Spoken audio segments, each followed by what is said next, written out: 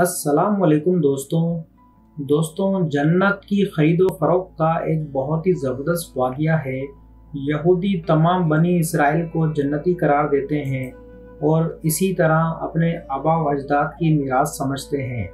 ईसाई भी जन्नत को हज़रत ईसा अलैहिस्सलाम की मलकियत समझते हैं और ईसाइयों के नुमाइंदे इसे कलीसा में आने वालों के लिए मखसूस समझते हैं और ईसाई पादरी जिसे चाहते हैं इसे बेच देते हैं। एक किताब में लिखा है कि चंद साल कबल जन्नत के खरीद व फरोख्त का कारोबार बड़े ज़ोरों पर था। ये उन दिनों की बात है जब सलेबी जंगें शुरू हुई थी और ये दुकान खूब जमी हुई थी और गज़ के हिसाब से जन्नत बेची जा रही थी। खुदा बेहतर जानता है, एक अस्फानी इटली में रहा करता था। इसने बड़ा अच्छा और दिलचस्प कारनामा सरअंजाम दिया।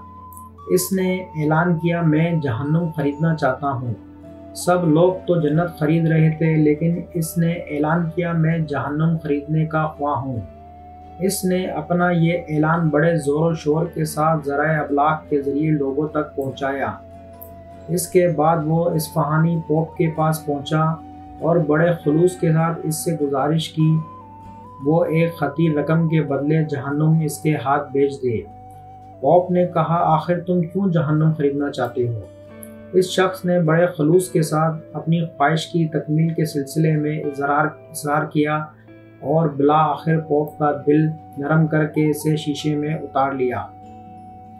पोप ने सोचा, ये कितना अच्छा खरीदार है, पूरी जहन्नुम खतीर रकम अदा करके खरीद रहा है। बहरहाल पोप ने बड़ी भारी रकम तलब की और इस शख्स ने वो रकम अदा कर दी और पोप ने दस्तखत करके इसे सनद दे दी। अब ये शख्स पूरी जहन्नुम खरीद कर इसका मालिक बन चुका था। पोप समझ रहा था कि मैंने इस इस्फानी को बड़ी महारत से ज़ेर कर लिया है और इस मामले में अच्छी खासी रकम वसूल करके इसे बेवकूफ़ बना लिया है। लेकिन दूसरे ही दिन इसने देखा, इस्फहानी शख्स ने पोप की इस सिंध को शाया कर दिया और साथ ही ये भी लिखा कि ए ईसाइयों, इस सनद के मुताबिक मैंने इतनी बड़ी रकम अदा करके जहन्नुम खरीद ली है और अब जहन्नुम मेरी मलकियत है, इसके तमाम तर इख्तियारात मेरे पास हैं।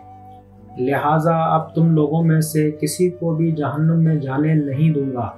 चुनाचा अब तुम्हें जन्नत खरीदने की ज़रूरत नहीं है। तुम लोग खूब समझ सकते हो कि अब तुम्हें ला महल्ला जन्नत में ही जाना है, इसलिए तुम्हें जहन्नुम में जाने का रास्ता नहीं दिया जाएगा। इस्फहानी शख्स के इस दिलचस्प इक़दाम की वजह से जन्नत की खरीदो फरोख्त का कारोबार ठप हो गया और इस सिलसिले में पोप के तमाम मंसूबे खाक में मिल गए।